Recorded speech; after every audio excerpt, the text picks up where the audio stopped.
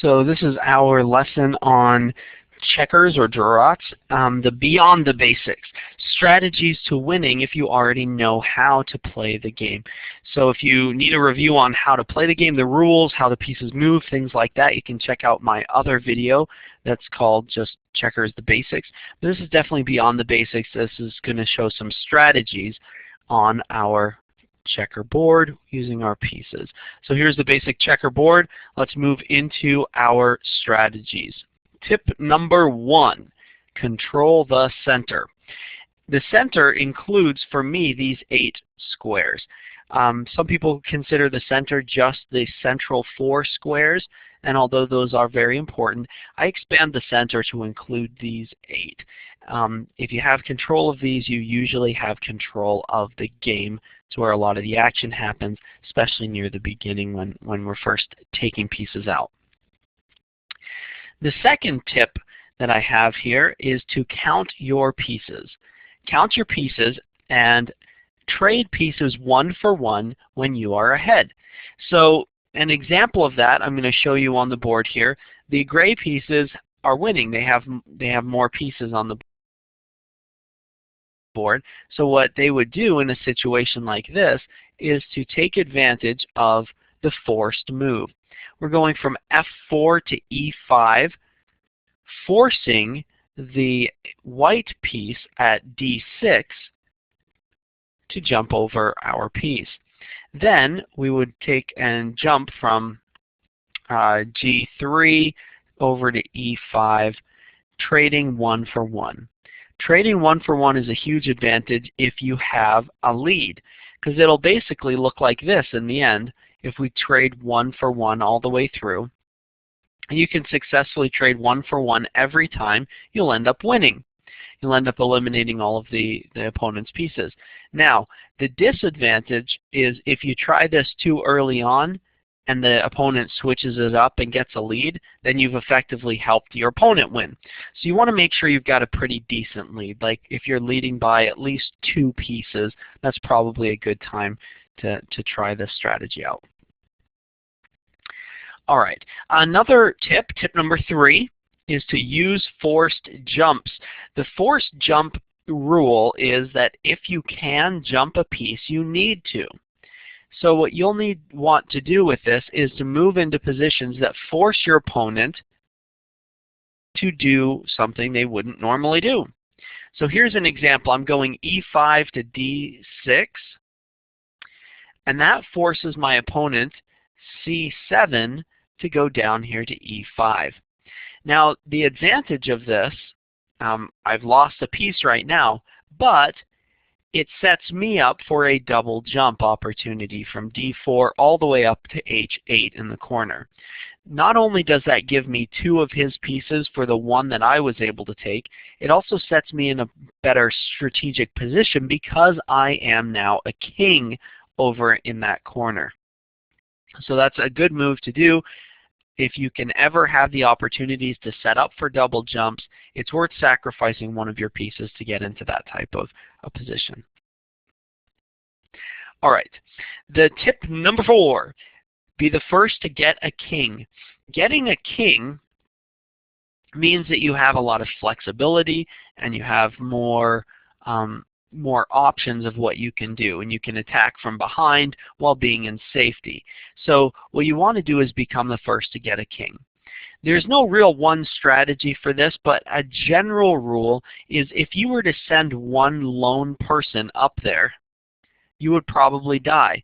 So get your pieces to his king row in groups. That's our first part of this, part number 1. Get your pieces up to his row, usually doing that in groups, and I'll show you how to do that in a second. The second part of this is to block your home row. That's to keep your back 4 pieces in their position on the home row as long as possible. Here's an example of how to get your pieces up to move forward in groups. Notice how these 4 pieces here are working together. The pieces on G5, F4, H4, and G3. They're moving together and giving each other support. The challenge with this is sometimes you might be forced, like if I were to move f4 to e5, then the opponent would double jump me. So you have to be careful and watch for those, but when you move in a group, you can block and help to kind of build a strength that you can then get your pieces up into the opponent's king row. A single piece trying to do this would definitely be killed off pretty quickly.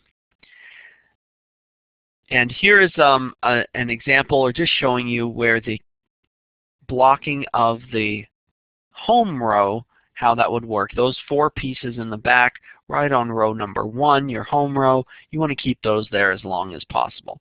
Sometimes you'll be forced to move out of that position, but oftentimes you'll be able to keep it there. Now, the next tip I want to give you is to not be afraid. Oftentimes when we begin playing, we get a little bit nervous and we want to stay away from our opponent. Don't be afraid to be near your opponent. Sometimes being close is good, but being right between your opponent's pieces is actually a great offensive tactic. Watch when I go c7 to d6. Look at that. Look what that does. It opens up opportunities for me to kill my opponent pretty easily, which is wonderful. It gives me a chance that I can, kill either one of those no matter where they move. And that type of opportunity is just really great. So if you can be between your opponent's pieces, you usually want to get to that position. The next strategy, I think this is the last major strategy I'm going to share, is to build a line. A line of pieces like this, what you see here with my yellow line that I've put in there. A line of pieces provides protection for you and a safe path for you to go with your other pieces. So I can move the piece, the man that's on E3, I can move that piece straight up this line. And if it gets killed, I can take the one on F2 and move it straight up this line.